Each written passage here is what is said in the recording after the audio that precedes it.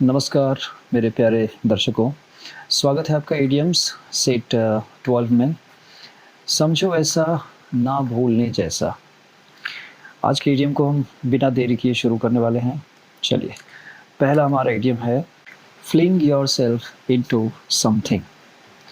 Fling, सबसे पहले fling का मतलब होता है किसी चीज़ को थ्रो करना फोर्सफुली। बहुत ताकत से जब हम किसी चीज़ को फेंकते हैं किसी की तरफ या किसी तरफ, हम इसको कहेंगे फ्लिंग।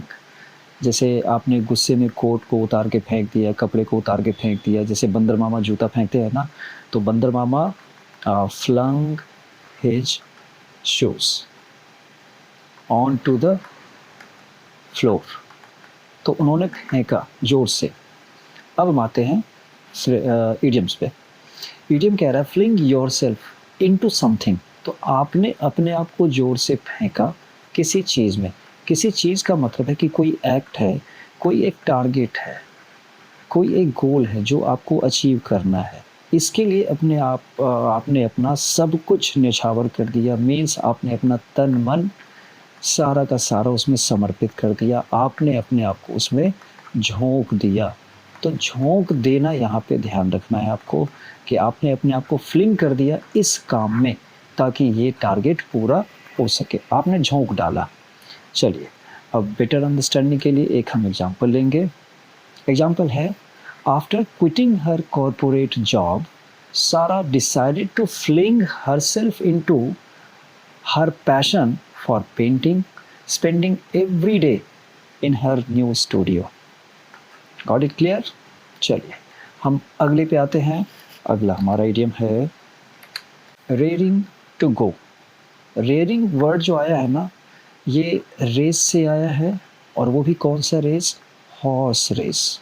घोड़े के रेस से ये शब्द बना है, ये इडियम बना है। और रेयरिंग का ताल्लुक उसी घोड़े से है। कब?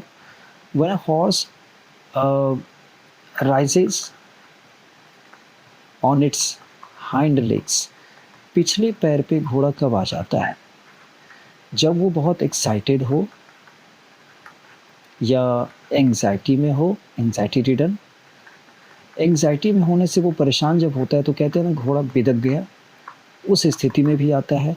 या जब रेस की शुरुआत होती है तो वो बहुत एंथुसियास्टिकली आगे बढ़ना चाहता है और तब जो है वो बहुत जल्दबाजी दिखाने की कोशिश कर रहा है। तब कहते हैं कि horse is raring to go, जाने के लिए बेकरार है। अब बेकरारी है उस चीज़ को स्टार्ट करने की, रेस को स्टार्ट करने की। तो when you are reading to go somewhere या when you are reading to go, it means you are ready to start something. कि आप बिल्कुल बेसब्री से इंतज़ार कर रहे हैं कि just drop the hat and I am going to start. या जैसे ये भी इडियम है ना, at the drop of the hat, at the drop of the hat. कि टोपी गिरी नहीं मीन्स इशारा मिला नहीं कि आप शुरू हो गए। जैसे सिंगिंग, किसी ने कहा गाओ, आपने गाना शुरू कर दिया। किसी ने कहा नाचना अच्छा लगता है आपको, मैंने सुना है, और आपने नाचना शुरू कर दिया। इसका मतलब कि उन्होंने इशारा कर दिया आपके नाच के बारे में, तो आपने ये काम शुरू कर दिया। ये था कि you were raring to go for dancing. चलिए एग्जाम्पल लेते हैं। एग्जाम्पल है, after months of training The athletes were ready to go at the starting line। कि अब जल्दी से जल्दी वो चाहते थे कि रेस हो जाए। They were looking forward to the racing, है ना, बहुत बेसब्री से इंतज़ार कर रहे थे रेस के शुरू होने का। चलिए हम तीसरे पे आते हैं। तीसरा इडियम है ज़ेरॉक्स सब्सिडी। ज़ेरॉक्स हम सबको पता है, फ़ोटोकॉपी को हम कहते हैं ज़ेरॉक्स। तो ये जो ज़ेरॉक्स मशीन है, आम तौर पे हम घर पे तो रखते नहीं हैं, या तो हम फ़ोटोकॉपी बाहर से करा के लाते तो उसके लिए 1 रुपया या 2 रुपया हमको देना पड़ जाता है। कभी कभी प्रिंट लिया तो हमको 10 रुपये भी देना पड़ जा रहा है। तो इसके लिए तो पैसे लगे ना।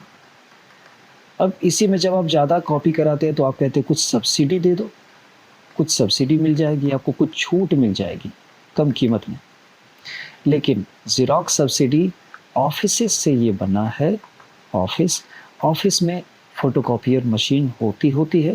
तो ये जो फ़ोटोकॉपी मशीन होती है ऑफिस में, बहुत सारे लोग जितने भी एम्प्लॉयज़ हैं ना, उसमें से बहुत सारे लोग ऐसा करते हैं कि अपने घरेलू काम के लिए मीन्स बच्चों का कुछ बनाना हो या फ़ोटोकॉपी करनी हो बुक्स वगैरह की कॉपी करते हैं। कुछ अपने पर्सनल डॉक्यूमेंट्स होते हैं जिसकी वो कई कॉपीज़ बना लेते हैं। क्यों? उनको पैसे तो लगने हैं नहीं, तो फ्री में बन जा रहा है। इसी इस्तेमाल को हमने कहा ज़ेरॉक्स सब्सिडी। चलिए इसका एग्जांपल लेंगे। Management is cracking down on the Xerox subsidy by requiring employees to use a pin code for all personal photocopying. कि आप ज़ेरॉक्स सब्सिडी ऑफिस के ज़ेरॉक्स कॉपियर से ज़्यादा न लें। ये क्रैकिंग डाउन मीन्स नाराज़ हो रहा है मैनेजमेंट। चलिए अगले पे आते हैं। अगला हमारा इडियम है get a grip on your self. Grip का मतलब सीधा आपको मतलब पता ही है, पकड़। यस, जिसको कि हम ग्रैब भी कहते हैं।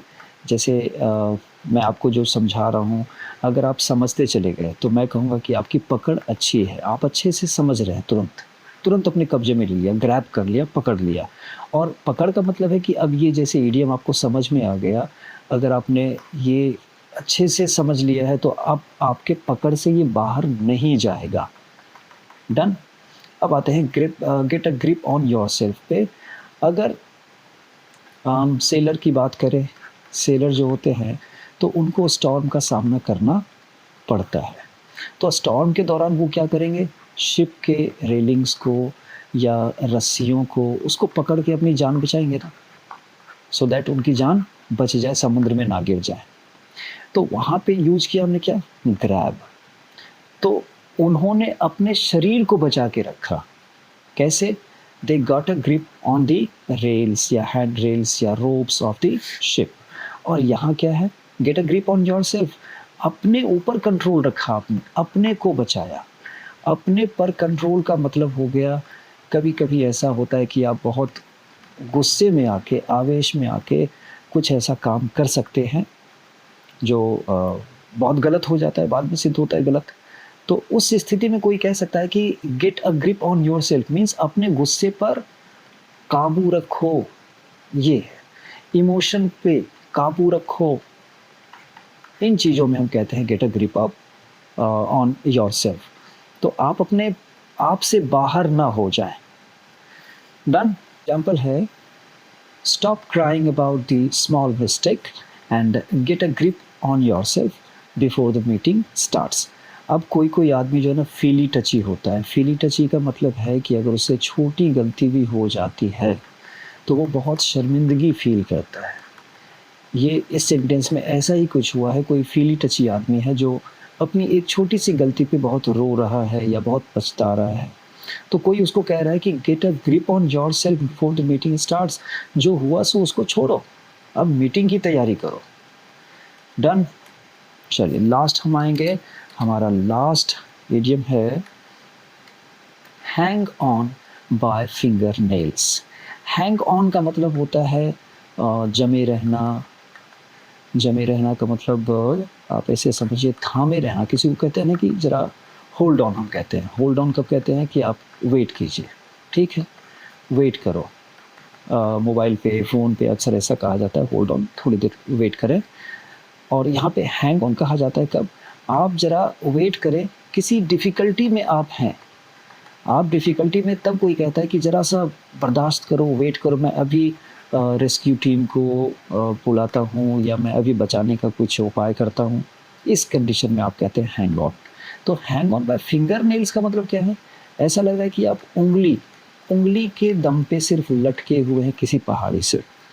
बस एक शानदार सा इमेज आपको दिखा दो, चीज़ें और भी क्लियर हो जाएंगी। इस स्थिति को देखिए। इस स्थिति में क्या है, ये आदमी बस इसी हाथ की उंगलियों के सहारे लटका हुआ है और इसकी जान बची हुई है। अब यहाँ पे ये कोई भी रिस्क नहीं ले सकता है, ज़रा सी चूक और ये जान से हाथ धो बैठेगा। यही स्थिति जब भी कभी पैदा हो, हम इस तरह के इडियम का इस्तेमाल करेंगे, hang on by fingernails. चलिए एग्जाम्पल लेते हैं। After losing his main client, the small business owner was just hanging on by his fingernails to keep the doors open. बस मेन क्लाइंट के जाने के बाद इसका बिजनेस जो है लगभग चौपट हो गया था। तो अब किसी भी तरीके से वो अपने काम को चला रहा था। बिल्कुल डिफ़िकल्ट सिचुएशन में ये आ गया था कि अब इसका धंधा चौपट ही होने वाला है। तो किसी तरह वो सर्वाइव कर रहा है। चलिए ये वीडियो यहीं पे समाप्त करूँगा। आखिर में एक छोटी सी मन की बात, only a real human can dare to walk alone. ये ऐसा इसलिए कह रहा हूँ कि हम अक्सर जो है ना सिपिश लोग हैं, भेड़ की तरह हम लोग चलना मजबूरी समझते हैं, या तो पसंद करते हैं या तो ऐसे चलते हैं। हम सब ग्रीगेरियन हो गए हैं। तो ग्रीगेरियन का मतलब ये हो गया भीड़ पसंद, तो वो रियल ह्यूमन नहीं कहला पाता है। तो ये मैंने छोटी सी मन की बात रखी थी। अब ये सही है कि गलत है वो तो आप चिंतन करें, इसका फैसला आप ही करेंगे। चलिए इसी के साथ ये वीडियो यहीं समाप्त करता हूँ। अगले वीडियो में कुछ और एटीएम्स को आपको एक्सप्लेन करूँगा। अगर ये वीडियो आपको पसंद आ रहा हो और आपको कुछ फ़ायदा हो रहा हो तो लाइक और सब्सक्राइब करना ना भूलें। चलिए मिलते हैं अगले वीडियो में। नमस्कार।